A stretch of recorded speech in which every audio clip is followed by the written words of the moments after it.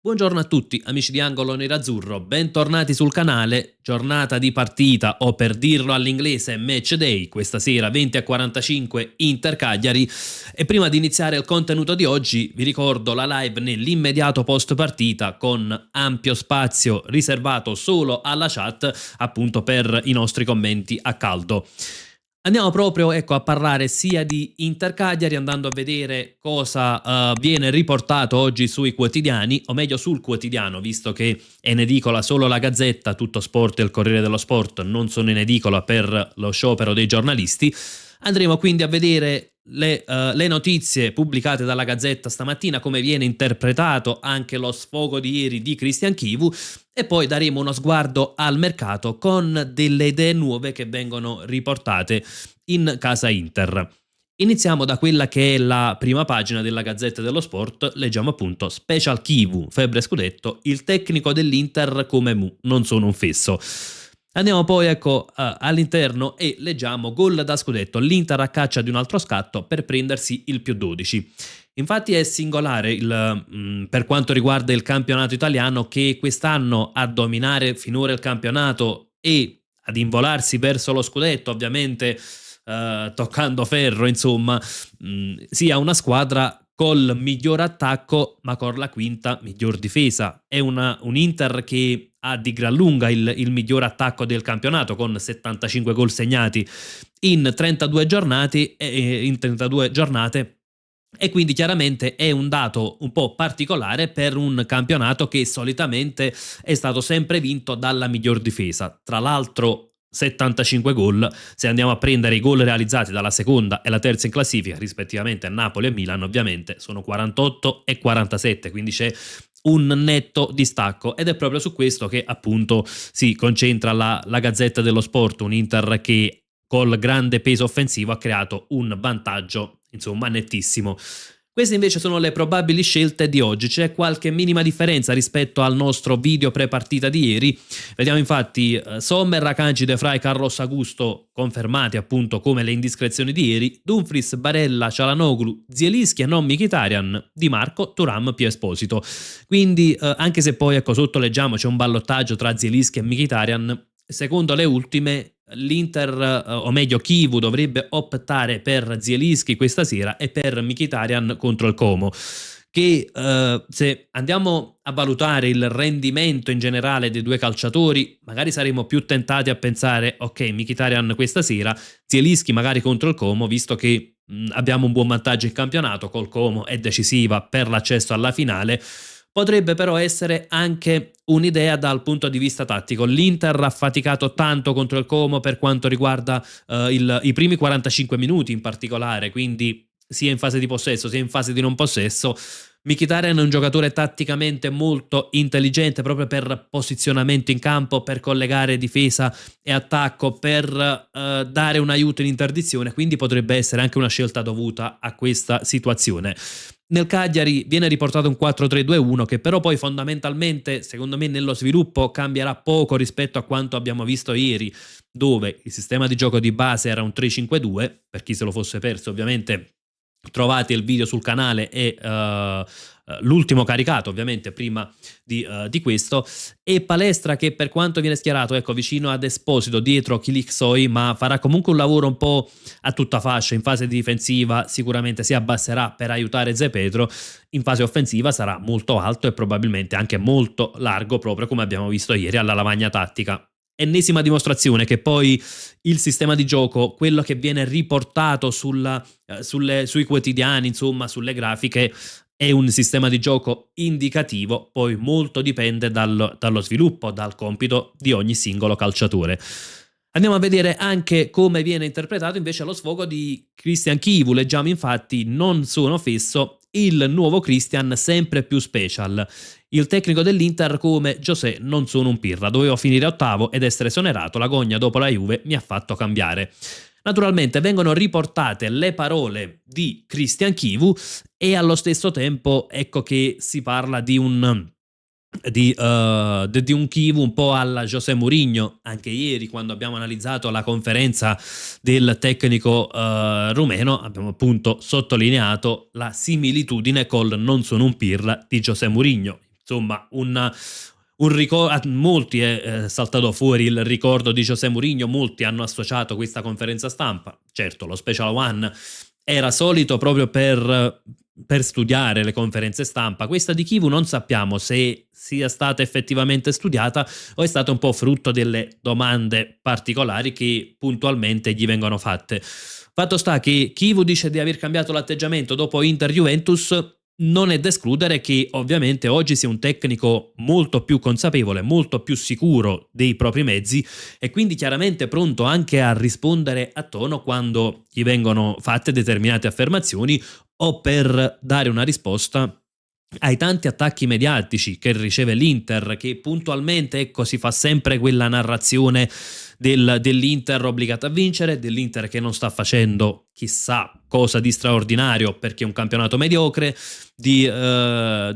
insomma di un Inter ecco, dopo il caso Bastoni che era stata spinta da qualche errore arbitrale, Bastoni simulatore, poi però passa sempre in sordina come è partita l'Inter, cosa ha ricevuto l'Inter, gli errori arbitrali contro l'Inter delle ultime giornate e quindi chiaramente sono situazioni che poi hanno spinto il tecnico a cambiare atteggiamento in conferenza stampa.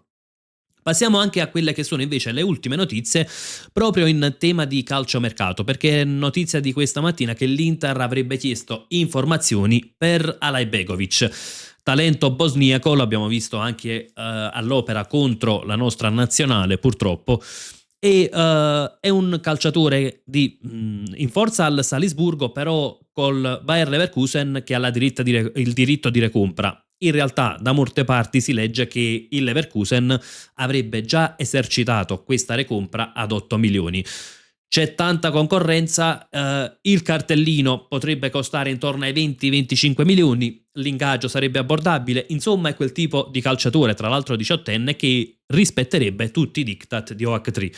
Il punto è, in primis c'è tanta concorrenza perché ovviamente è un talento, quindi da capire se il Leverkusen vorrà privarsene già quest'estate o magari tenerlo per aumentare il valore e poi battere la concorrenza naturalmente.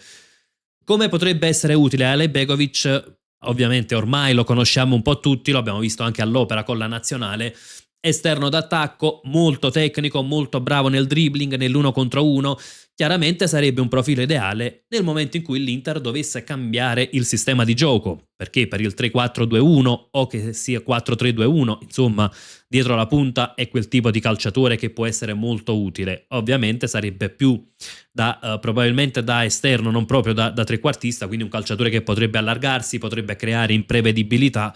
Insomma, quello che manca all'Inter effettivamente per me sarebbe un grandissimo acquisto, però è sempre ecco subordinato al cambio di sistema di gioco, perché nel 3-5-2 oggettivamente bisognerebbe comunque adattarlo in altri ruoli e insomma andare a snaturare i calciatori secondo me non è mai un'ottima idea. Ci sono poi altre situazioni che vengono trattate, c'è Dumfries che l'Inter vorrebbe tenere volentieri, ma chiaramente c'è una clausola a 25 milioni e tanti interessi su di lui. La Premier League, che naturalmente stravede per un calciatore molto fisico, rapido, e sono caratteristiche che si adattano bene a quel campionato. Il Bayern c'è interesse anche dalla Spagna, quindi insomma trattenere Dumfries sarà davvero complicato.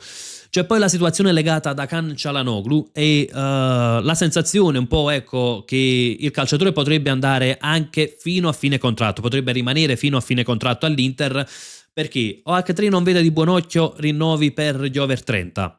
Dal punto di vista tecnico è un calciatore ancora importantissimo per l'Inter e questo è stato chiarito anche alla dirigenza e dal punto di vista del calciatore potrebbe esserci l'apertura a rimanere fino a fine contratto perché poi ecco potrebbe tornare in Turchia che sia il Galatasaray o un'altra squadra, insomma è il Galatasaray quella che sembrerebbe più interessata senza dover ecco aspettare l'accordo tra le due squadre, potendo ecco scegliere senza naturalmente che l'Inter dovrà trarne profitto.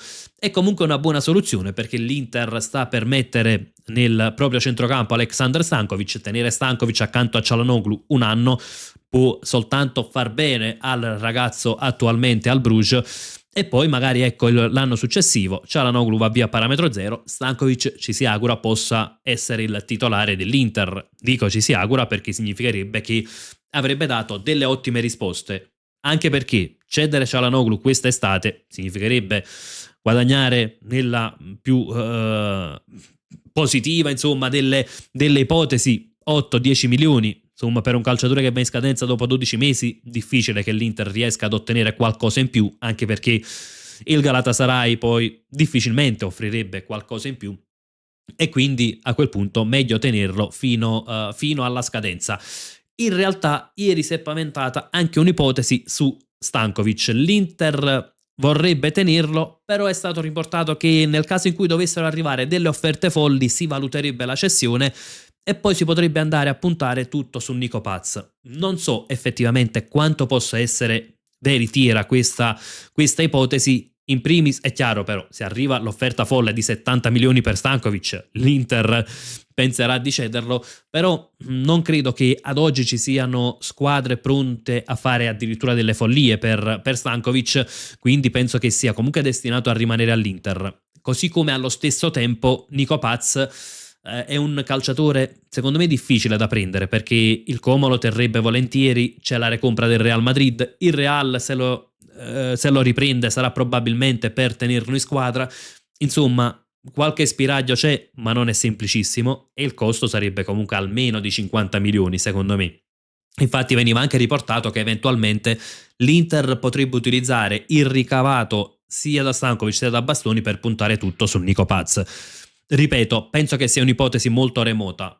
La cessione di Bastoni invece potrebbe essere più concreta di quanto insomma sembrava qualche giorno fa, perché c'è il Barcellona sempre interessato.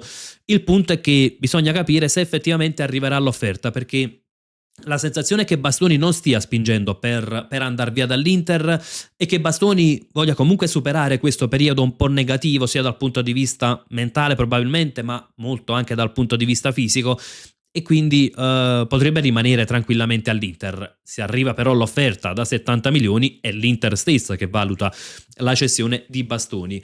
Si era ipotizzato anche l'inserimento di Hector Fort nella trattativa, terzino destro in prestito all'Elche, ma si legge da più parti che insomma l'Inter vorrebbe soltanto cash e che è poco interessata all'inserimento di contropartite, quindi tutta da capire questa situazione. Ovviamente può cambiare lo scenario anche l'eventuale richiesta di Bastoni di trattare col Barcellona, però ad oggi insomma è ancora una trattativa probabilmente che ancora si deve aprire, quindi un'ipotesi ancora primordiale. Il Barcellona ha avuto contatti con l'entourage di Bastoni, questo è stato confermato da più parti, ma non c'è stato nessun contatto diretto tra Inter e Barcellona. E eventualmente il giornalista Di Marzio invece riporta che l'Inter con l'eventuale cessione di Bastoni potrebbe puntare sia Solé che Muaremovic, quindi rifacendo un po' il reparto arretrato anche naturalmente in seguito alle partenze di Acerbi, di De Vrij. Ecco, Solé Muaremovic potrebbe essere un'ottima coppia, sia che si voglia giocare a 3 e quindi con Solé da terzo di difesa, sia che l'idea sarebbe quella di giocare a 4, perché secondo me i due potrebbero completarsi bene insieme. Magari ecco, Solé potrebbe essere più quel calciatore un po' più irruento, un po' più da anche perché no, da avanzate, anche palla al piede, come vediamo ormai sempre più spesso fare nel calcio moderno. Muaremovic quel tipo di calciatore che potrebbe un po' più essere una guida per la difesa, però ripetiamo, è un discorso comunque ancora nelle fasi iniziali. Solo per Muaremovic l'Inter sembrerebbe avere già un mezzo accordo col calciatore e sarà però naturalmente da concretizzare poi quello col Sassuolo. Naturalmente ad oggi ci sono tante idee, la sensazione però è che possa nascere comunque una buona Inter pur senza spese folli, però se si lavora bene sul mercato si può comunque rinforzare la rosa. Aspetto le vostre considerazioni nei commenti sia sulla partita di stasera sia perché no, tornando sulla conferenza di Christian Chivu e su queste ultime voci di mercato. Quella che accosta all'Inter il nome di Alay Begovic a me piace particolarmente. Fatemi sapere anche la vostra. Naturalmente io vi lascio come sempre con un gran bel Forza Inter.